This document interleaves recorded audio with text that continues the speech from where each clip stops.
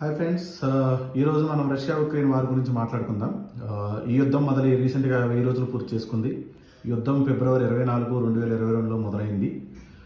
So ఇప్పటి వరకు ఎటువంటి ఫలితం తేలలేదు. సో రీసెంట్గా జరిగిన ఒక కీలక పరిణామం వల్ల మూడో ప్రపంచ యుద్ధాన్ని దారితీయొచ్చు అనేసి విశ్లేషకుల అంచనా. అది ఎంతవరకు నిజమవుతుందో తెలియదు, బట్ రాకుండా ఉండాలని మనం కోరుకుందాం. సో జో బైడెన్ తీసుకున్న ఒక నిర్ణయం కారణంగా 2 నెలల్లో తన అధ్యక్ష పదవి నుంచి దిగిపోతున్న జో బైడెన్ తీసుకున్న ఒక నిర్ణయం కారణంగా ఇప్పుడు ఉద్రిక్తతలు అనేవి నెలకొని ఉన్నాయి. ట్రంప్ వస్తే మాత్రం నేను యుద్ధాన్ని ఆపడానికి కృషి చేస్తాను, నేను ఉక్రెయిన్కి చేసే సహాయాన్ని ఆపేస్తానని చెప్పాడు. ఇప్పటి వరకు $183 బిలియన్, అంటే సుమారు 18,300 కోట్లు రూపాయలు అమెరికా అనేది ఉక్రెయిన్కి సహాయం చేయడం జరిగింది. స్టిల్ ఇంకా వార్ కంటిన్యూ అవుతూనే ఉంది. నాటో కూడా హెచ్చరించింది తన సభ్య దేశాలని పిల్లలకు మందులు ఆహారం సరిపడా ఉంచుకోమని, ఏ క్షణమైన ఏమైనా జరగవచ్చని.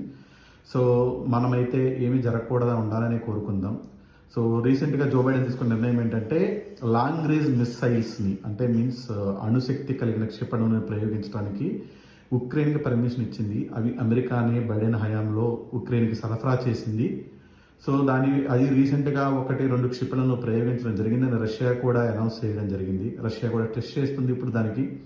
సో పనిలో పనిగా నార్త్ కొరియా సైనికులు కూడా రష్యాకి ఇప్పుడు సపోర్ట్ చేయడం మొదలుపెట్టారు. వాళ్ళు వచ్చేసి యుద్ధంలో రష్యాకి సహాయం చేస్తూ ఉన్నారు. సో వాళ్ళు రీసెంట్గా వాళ్ళ మీద కూడా ఎలిగేషన్ వచ్చింది.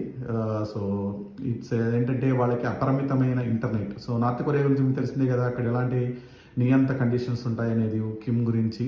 సో లిమిటెడ్ ఇంటర్నెట్ యాక్సెస్ ఉండేది. వీళ్ళకి ఇప్పుడు వచ్చేసి ఫుల్ ఇంటర్నెట్ యాక్సెస్ వచ్చేసరికి వాళ్ళకి పోర్నుకి బానిసలు అయిపోయారని చెప్పి కూడా న్యూస్ వచ్చేసింది.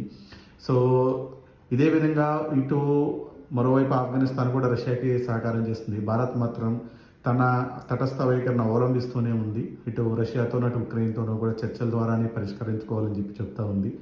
సో మన స్వతంత్రం నుంచి మన భారతదేశ వైఖరి మాత్రం అదే, తటస్థంగా కూడా ఎవరికి మద్దతు ఇవ్వదు. సో ట్రంప్ ఇంకా 2 నెలల్లో అధికారం చేపడుతున్నారు. మరి ట్రంప్ వచ్చిన తర్వాత పరిస్థితులు మారతాయేమో చూడాలి. సో పుతిన్ కూడా ట్రంప్తో చర్చల కోసం ఇంట్రెస్టింగ్ ఎదురు చూస్తారని ఒక న్యూస్ అయితే మనం విన్నాం. సో ఈ ఉద్రిక్తతల కారణంగా ఏం జరుగుతుంది అనేది అయితే ప్రపంచం మొత్తం ఆందోళనకు గురి ఉంది. మూడో ప్రపంచ యుద్ధం వస్తే మాత్రానికి అది చాలా నష్టం చేకూరుస్తుంది ప్రపంచానికి.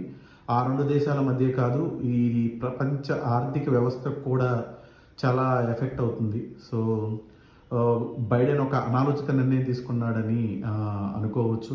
సో దానివల్ల అమెరికా కూడా చాలా, ఈ యుద్ధం వల్ల అమెరికాలో ఆర్థిక పరిస్థితి కూడా అతలాకుతలమైంది. అక్కడ రీసెంట్గా జరిగిన ఎలక్షన్లో అది చూపించింది. చాలామంది తమ డబ్బులు తీసుకెళ్లి ఉక్రెయిన్లో పెడుతున్నారు అని ఫీల్ అవ్వడం వల్ల ట్రంప్కి అంత విశేషమైన మద్దతు లభించింది. సో ఇది friends, please share, like and subscribe my video. Thanks.